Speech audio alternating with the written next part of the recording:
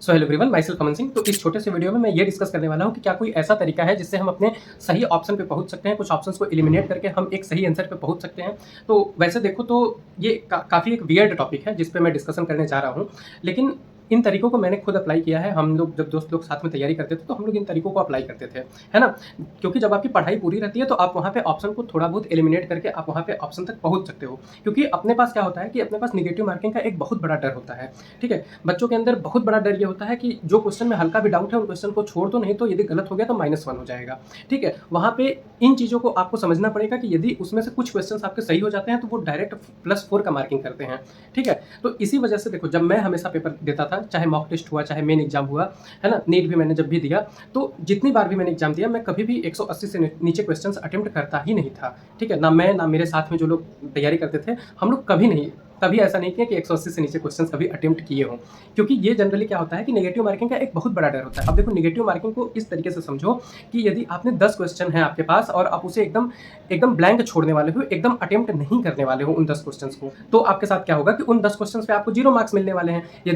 लेकिन यदि उन 10 में से आपके 3 क्वेश्चंस भी सही हो गए, तब भी आप पॉजिटिव साइड में रहोगे, ठीक है? बहुत किस्मत खराब हुआ कि 10 में से सिर्फ 2 ही सवाल सही हो पाए, 8 के 8 सवाल गलत हो गए, तब आप जाओगे 0 पे, तब भी आपको नेगेटिव मार्किंग तो नहीं ही मिलेगी वहाँ पे, ठीक है? तो यहाँ पे जो प्लस और माइनस का रेशियो है वो बहुत ज़्यादा है, +4 -1 का रेशियो है। इस वजह से आप यहाँ पे नेगेटिव मार्किंग को एक बहुत बड़ा डर अपने दिमाग में लेके नहीं चलना चाहिए हमें, है ना? तो एटलीस्ट इस नेगेटिव मार्किंग का जो डर आपके अंदर है, इसको आप निकालिए। और ऑप्शन को आप क्या है कि थोड़ा बहुत एक ही स्ट्रेटजी है, देखो इसमें बहुत ज़्यादा नहीं है। आप लोग कई लोग का वीडियो देखे होंगे जिसमें बताते हैं कि ज़्यादातर ऑप्शन में सी सही होता है या फिर बी सही होता है ना? ऑल ऑफ द अबव है तो ऑल ऑफ द अबव ही सही होगा, नन है तो नन ऑफ द अबव ही सही होगा। तो ऐसा कोई स्ट्रेटजी नहीं होता है, इन लोगों के चक्कर में बिल्कुल नहीं पड़ना है।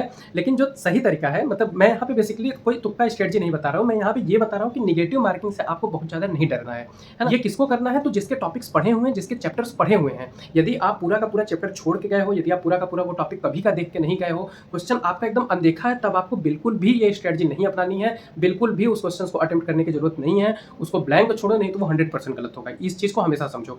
ये चीज़ आप तब कर सकते हो जब आपका चैप्टर पढ़ा हुआ है, आपका टॉपिक देखा हुआ है। ऐसे केसेस में क्या होता है कि आपके साथ ये होगा कि ए और बी तो एकदम नहीं होंगे, सी और डी सही होगा, है ना? ए और बी तो एकदम हो ही नहीं सकते। तो या तो सी में कंफ्यूजन है या तो डी में कंफ्यूजन है। तो वहाँ पे थोड़ा बहुत हिसाब किताब लगा के यदि आपको लगे कि हाँ, सी वाला सही है तो सी वाले पे टिक कर दिया, डी वाला सही है तो डी वाले पे टिक कर दिया।